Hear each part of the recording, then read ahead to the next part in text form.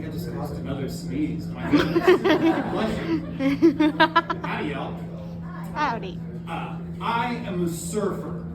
How do you know if someone is a surfer? West Coast. You give them about 10 seconds and they'll bring it up with you. That's me. I learned to surf in kind of a weird place, and I came to it a little bit later than some.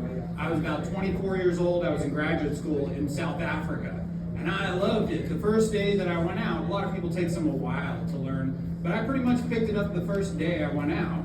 I went out with some friends that were pushing me into some waves, and I realized as I stood up and was carried that what I was riding wasn't the board, it was actually the ocean. And I played with this force that was huger and more ancient than life itself, and I was just totally hooked. I surfed in South Africa for a few years. It's famous for having pretty good waves.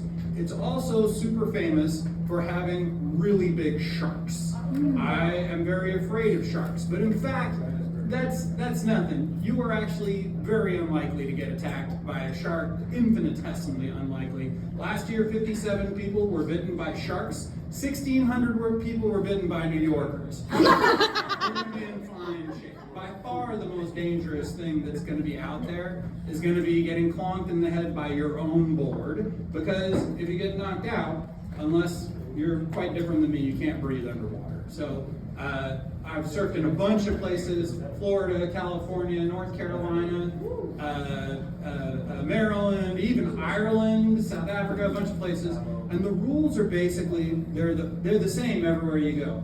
You gotta respect the other surfers, you gotta control your board, and you gotta respect the ocean. So you're asking, Miles, you live in Northern Virginia here, where the hell are you going surfing, right? It's a good question, it's realistic. My home break is about 3 hours away from here at Assateague Island National Seashore. Anyone been out to Assateague or Chicopee? Yeah. It's great, it's great. It is pretty remote. The best times to go, it's pretty flat in the summer, and it's pretty cold in the winter, so it's usually off seasons. Big storms come in, hurricanes or big storms, and they'll kick up big swells of waves that you can go out and ride. And a lot of times when I'm driving out there with my surfboard up on the roof, there'll be cars in like a long line leaving the coast, technically evacuating. And they're all like honking their horns and flashing their lights at me like, "You are a champion! You are so smart! This is really good decision making! Genius! Genius!" So we'll get out there, and after you get all suited up and board ready and everything, the first thing you have to do when you're trying to ride waves is you got to paddle out. And let me tell you, paddling out sucks. Nobody likes paddling out. Paddling out is awful. You get out there, you are getting exhausted, you paddle as hard as you can, 4 feet forward, a wave hits you, 4 feet back, tries to tip you off the board, tries to drown you. It's awful. And friends, as I look around at what's going on in the world, and like everything happening out there, I kind of feel like maybe all of us right now, we're in the phase of paddling out. It's just inescapable, and it sucks, and you gotta get through it. And it's about 49% of surfing. About 49% of surfing is also when you get out to the place where the waves start to curl up, the takeoff spot, the lineup. When you get out there, you spend about 49% of the time sitting on your board, looking out at the horizon, waiting for something good to happen. And I think that's like life too. It's about 49% staring at the horizon, waiting for something good. Maybe it's raining, maybe it's windy, you're not trying to be around too many other surfers, it's murky so you can't see what's happening with your feet, maybe a shark's gonna come nibble you. One time I was out on the board and I was waiting a while, and something bumped me in the leg while I was just waiting. It was big and rubbery. It felt like a truck tire, like a submerged truck tire, bumped me in the leg. And statistically, it was a truck tire. But in here, it did not feel like a truck tire, friends. Not one bit. So then, once all that happens, eventually, if you're patient, as with life, if you're patient, good waves will come. But you gotta do a lot of stuff, right? You gotta like paddle fast enough to catch the wave. You gotta paddle yourself to the speed of the wave, which requires a lot of serious paddling.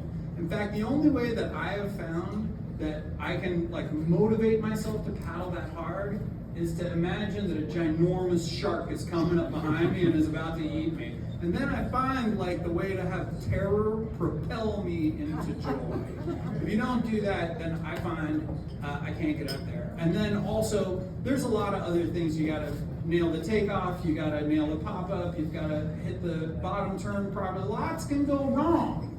So you spent 30 minutes trying to get out there for 30 seconds of bliss, and you don't want to mess it up.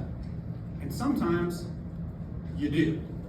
One time, I went with a few friends out to Assateague to surf. It was ahead of a big hurricane. Big waves were supposed to be coming in. We were super excited.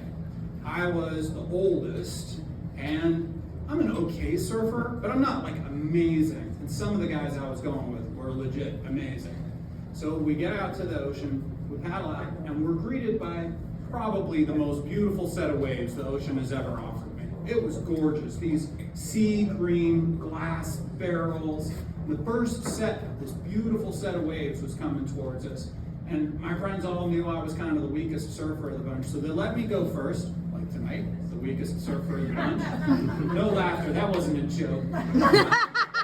They let me go first, and so I started paddling, and I kind of blew the takeoff, and the wave went by, but one of my other friends got it, and rode it, and he was moving away. Then the next wave came, I kind of like positioned myself, I started paddling, but I didn't paddle hard enough, and I missed the wave. But another one of my friends got that one. And then another wave, another guy got it, another, I blew it again. By now I'm like all up in my head. And after a few minutes, the waves are gone. That was it. I missed it.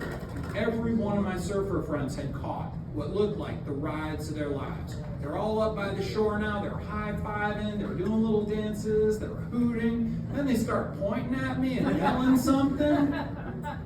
Man, I tell you, I was crushed already. I was pretty disappointed. When they started yelling and waving their arms at me, I started entertaining this fantasy, like from National Geographic, where out of nowhere, this dinosaur-sized shark would just like whoosh up on the beach and just take them all at once. And that's when a fin emerged between me and the shore. And then another one, and then two more, and then four more. My friends were making a big fuss because they could see something that I could not. I was surrounded by an enormous pod of Atlantic bottlenose dolphins. There were dozens of them, and they were everywhere. And my friends were waving and hooting and yelling. The last one that came up, as she emerged from the water, she was about 6 feet away from me. She was so close that I could smell her wet breath. Ew. And her eye came out of the water, and we made eye contact and held it for just the most indescribable and magical moment. Friends, that was years ago, and I still think about that magical moment almost every day. I try to tell myself when I've blown it, when I've messed it up, it's okay. It really is okay. The ocean has an unlimited number of more waves coming behind. And sometimes you gotta miss your shot so that you can be in the right place where the miracle can happen. Friends, thank you.